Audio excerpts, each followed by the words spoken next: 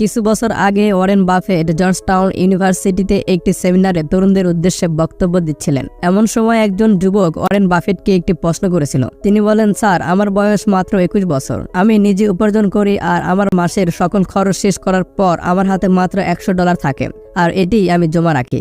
এখন ভবিষ্যৎ নিয়ে আমি অনেক বেশি চিন্তিত। আমি জীবনে অনেক বড় কিছু করতে চাই। আসলে আমি কি লাইফে সাকসেসফুল হতে পারবো? তখন ওয়ারেন বাফেট ছেলেটিকে বলেছিলেন, তোমার বয়স 21। তুমি যদি এখন থেকে প্রতি মাসে $100 করেও জমা রাখো, আর সেটি যদি 10% রিটার্নও আসে, মানে তুমি যদি ব্যাংকে ফিক্সড ডিপোজিট করেও রাখো, তাহলে আর অন্য কোথাও ইনভেস্ট করা ছাড়াই যখন তোমার 65 বছর হবে সেই সময় তুমি $10 লাখ মালিক হয়ে যাবে। অর্থাৎ 65 বছরে গিয়ে তুমি মিলিয়নিয়ার হয়ে যাবে। কিন্তু তুমি যদি আরো তাড়াতাড়ি ধনী হতে চাও, তাহলে তোমাকে মানি গেম এই বিষয়টি বুঝতে হবে, তবে তুমি নিজের গোল অ্যাচিভ করতে পারবে। তখন ছেলেটি বলে, স্যার, তাহলে আমি এটি বুঝতে পারবো কিভাবে? তখন ওয়ারেন বাফেট সেই ছেলেটিকে 5টি পরামর্শ দেন, আর সেই 5টি পরামর্শ অনুযায়ী কাজ করে ছেলেটি কিছু বছরের মধ্যেই মিলিয়নিয়ার হয়ে যায়, যার নাম ছিল কার্নেগি। তিনি একজন খুবই গরিব পরিবারে জন্ম নিয়েছিল, যিনি পরিবারের অভাব অনটনের জন্য পড়াশোনার পাশাপাশি একটি সাইকেল রিপেয়ারিং দোকানে পার্ট টাইম হিসাবে কাজ করত।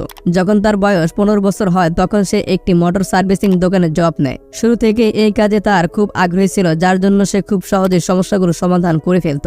এভাবেই কার্নেগি সেখানে কাজ করতে থাকে। তার দক্ষতা এবং পরিশ্রমের ফলে কিছু বছর পরে তিনি একটি কোম্পানির মালিক হয়ে যায়। তিনি বর্তমানে যুক্তরাষ্ট্রের সবচেয়ে বড় স্টিল কোম্পানির ফাউন্ডার।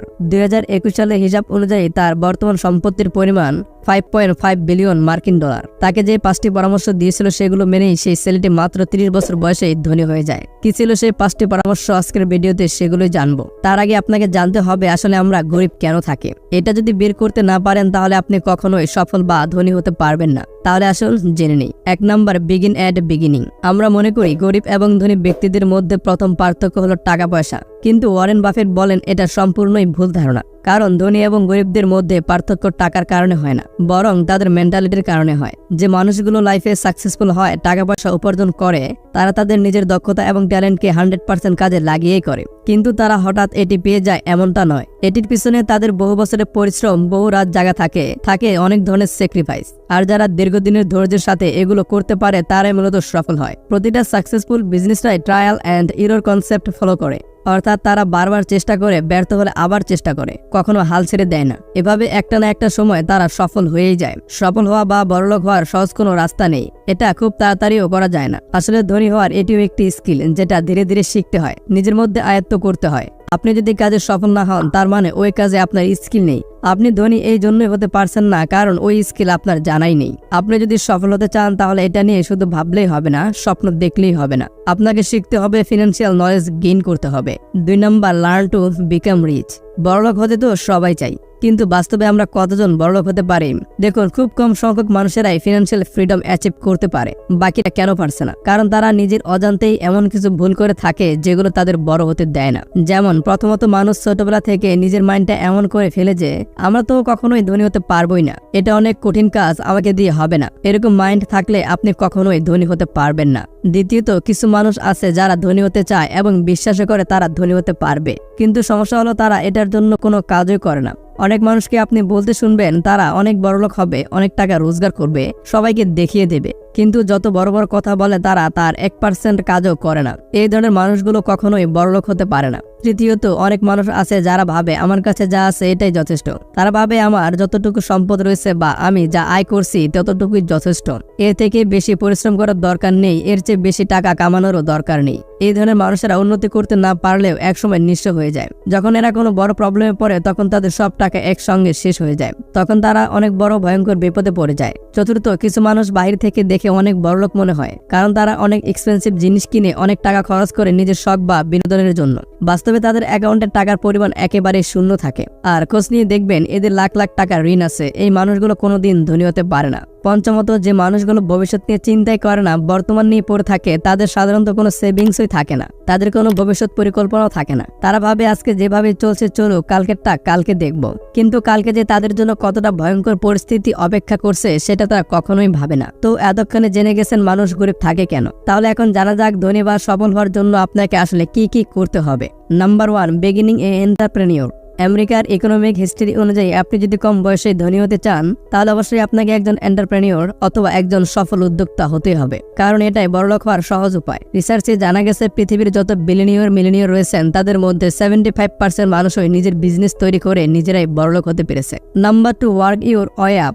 সাকসেসফুল মানুষের বৈশিষ্ট্য হলো তারা নিজেদের পথ নিজেরাই তৈরি করে নেয়। তাদের গোল কেমন হবে বা তাদের বিজনেস কেমন হবে তা নিজেরাই ঠিক করে নেয়, অর্থাৎ অন্য কারোর উপর তারা ভরসা করে বসে থাকে না, তারা নিজেদের কাজ নিজেরাই শুরু করে দেয়।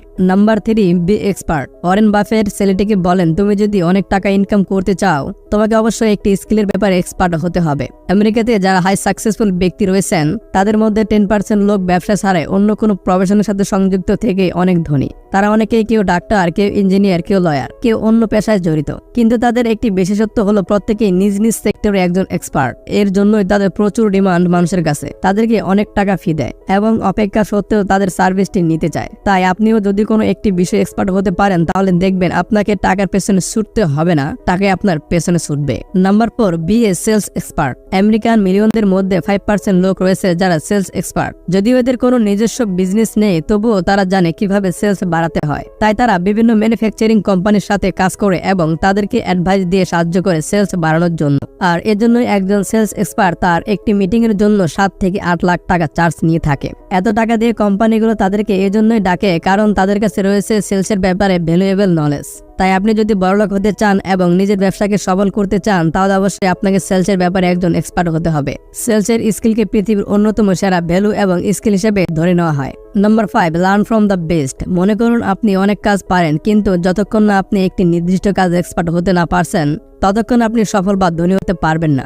এজন্য আপনাকে অবশ্যই একটি কোনো নির্দিষ্ট বিষয় বেছে নিতে হবে এবং সেই বিষয়ে প্রফেশনাল হয়ে উঠতে হবে, আর এর জন্য আপনাকে প্রচুর শিখতে হবে। ওয়ারেন বাফেট ছেলেটিকে বলেন, শেখার 2টি উপায় আছে। 1, আপনি নিজে ভুল করে শিখুন। 2, অন্যের ভুল থেকে শিখুন। আর এক্ষেত্রে আমি দ্বিতীয় নিয়মটাকে বেস্ট বলে মনে করি, কারণ এখানে শুধু আপনার সময় এবং এনার্জি নষ্ট হবে না। এই জন্য আপনি যে বিষয়ে শিখতে চান সেই বিষয়ে একজন এক্সপার্ট বা সফল ব্যক্তিকে আপনার রোল মডেল হিসেবে বানিয়ে নিতে পারেন, কিন্তু যাকে আপনি আপনার রোল মডেল বানাবেন তার মধ্যে এই 4টি কোয়ালিটি থাকা চাই। 1, আনকমন কমন সেন্স। এই ধরনের লোকেরা নিজের ভুল থেকে শিক্ষা নেয় এবং অন্যের ভুল থেকে শিক্ষা নেয়, আবার তারা একই ভুল বারবার করে না। 2, ইন্টেলিজেন্স। আপনি কারো কাছে কোনো কিছু শিখলে ওই ব্যক্তিকে অবশ্যই আপনার থেকে এক্সপার্ট হওয়া লাগবে। সে যদি নিজে এক্সপার্ট না হয় তাহলে আপনাকে শেখাবে কি করে। 4, সেলস রিয়ালেন্স। সাকসেসফুল লোকেরা সবসময় নিজেকে মোটিভেট রাখে, তারা দক্ষতার সাথে সব সময় কাজ করে এবং নিজেকে কখনো অজুহাত দেয় না। এরকম কাউকে পেয়ে নিজের মেন্টর বানিয়ে নিন, আপনার সফল বা ধনী হওয়ার সম্ভাবনা অনেক গুণ বেড়ে যাবে। ভিডিওটি ভালো লাগলে অবশ্যই একটি লাইক করবেন। দেখা হচ্ছে পরবর্তী অন্য একটি ভিডিওতে।